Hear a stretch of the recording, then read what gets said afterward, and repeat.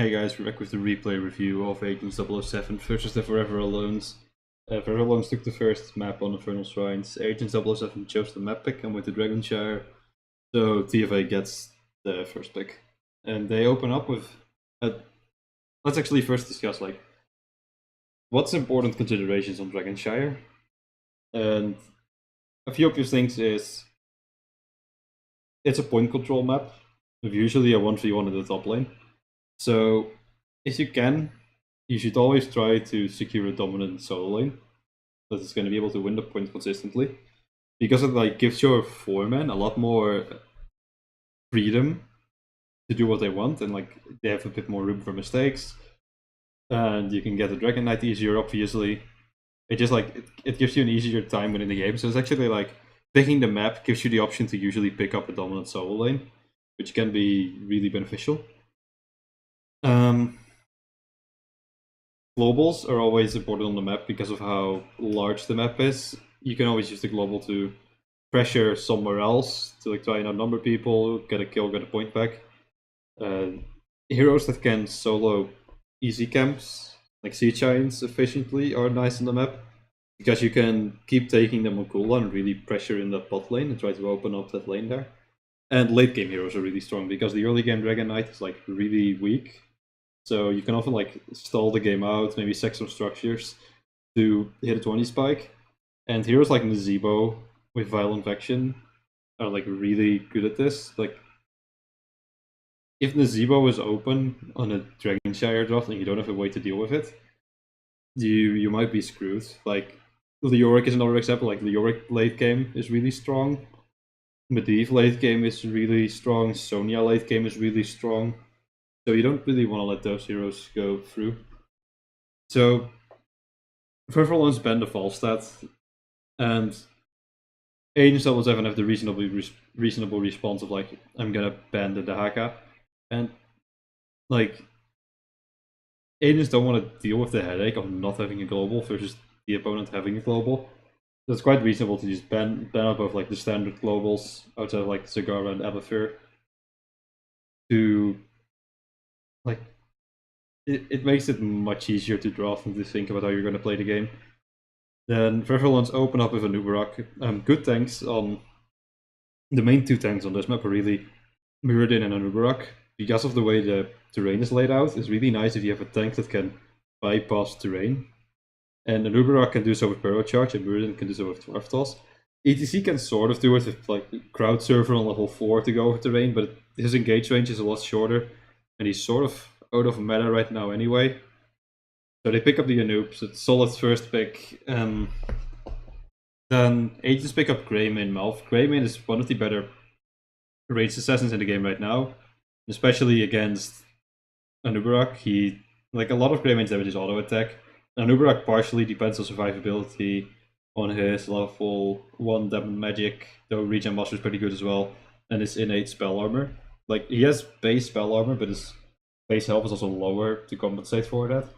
So high auto attack damage is reasonably effective against him. Also, Beetles give Greymane Cocktail Splash, which is a pretty nice thing to have. And then Agents pick up Melf. Melf is really good at getting vision with Scouting Drone. A lot of Dragonshire comes down to how well do you control the area between middle and bot. The Bermuda Triangle with all the bushes. If you have vision there all the time, it's really easy for you to rotate and punish your opponent. And Scouting Drone provides that. Other high tier supports, I guess you could say, are Rhaegar, because he can solo camps efficiently. Auriel is good in sustain wars. Morales is as well, but the map, you're kind of prone to getting flanked, and Morales isn't ideal in those situations. Kharazim can be good. Kharazim has really nice late game spikes. But Forever Alones open up, they answer, they get their own support in the Auriel, and they get a Vala. Vala is a really good hope generator for Auriel if she's allowed to play aggressively. It can also just be a comfort pick. There were a lot of generators open, the Gul'dan, the Lunara, the Cassia. Cassia would have been a nice pick into the Greymane, but there was still a lot of CC available for Agents, so if you're not comfortable on the hero, it might not be the best idea. So Auriel Vala, solid pickup. could be paired with like a double support, like a Lucio or a Zarya or even a Tess, even though he's a bit out of meta. So reasonable starting opening for both teams. Then Agents actually Bendigo then, and this like removes a bit of the wave clear, but they already have like a reasonably good wave clear of Auriel Vala. Even a noob can do it, but he has to burn his peel for it, which isn't ideal. Like Agents remove a generator for Auriel, but they already have a generator in the form of Vala, so the Gul'dan is a bit of a wasted ban here. They could have even gone for Gul'dan himself, but they didn't opt to do so. And Forever Alone's ban Chromie. Auriel's healing is based on the damage that their crown target does, and she gains more hope when the crown target deals damage to heroes, or Auriel deals damage to heroes. So her out of fight healing, like her PvE healing, is really bad. So what you see pro teams do, and even like amateur teams now start to pick it up, is like you get a Chromie and you just poke them down from a range where they can't fight you. So they're getting lower and lower with the massive Chromie damage, but they're not getting hope from the Auriel to actually heal back up to the poke. So Forever Alone just removed that, they don't want to deal with it. Agents now pick up Kiltas Artis. Now, Kiltas, like, a reasonable hero, that doesn't really matter. Like, he's playing into the Nubarak, but it's manageable and all. Like, that's not the worst thing in the world. But Artis in this comp is strictly, like, he's not going to be main tank, because Artis can't main tank, he can't control vision, he can't engage reliably. Not without something like a Lucio or a Medivh to help like patch his weaknesses, so this is going to be the bruiser pick for the Agents. So there's two things Agents can do. They ideally want Greymane in the 4-man, because Greymane can do the siege camps efficiently, but they can't put him in the top lane and have Artis in the 4-man. And Forever Alone's responsible for Leoric, who like reliably beats Artis, like beats him in lane, beats him on point control, so it's a really good counter pick. But Leoric actually like loses lane to Greymane, and he gets poked out of the point after a while as well.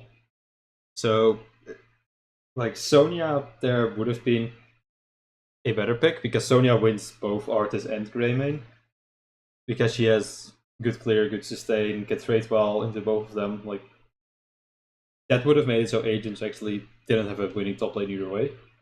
And then Forever Alone's pick up Nazeebo, and Agents at this point can't draft an answer anymore. Like their last pick has to be a main tank, and they get Muradin, which is like one of the best main tanks on the map, as already discussed. But the way you deal with Nazeebo is you win before 20. Like you keep forcing fights even when you're not ahead necessarily, but like even.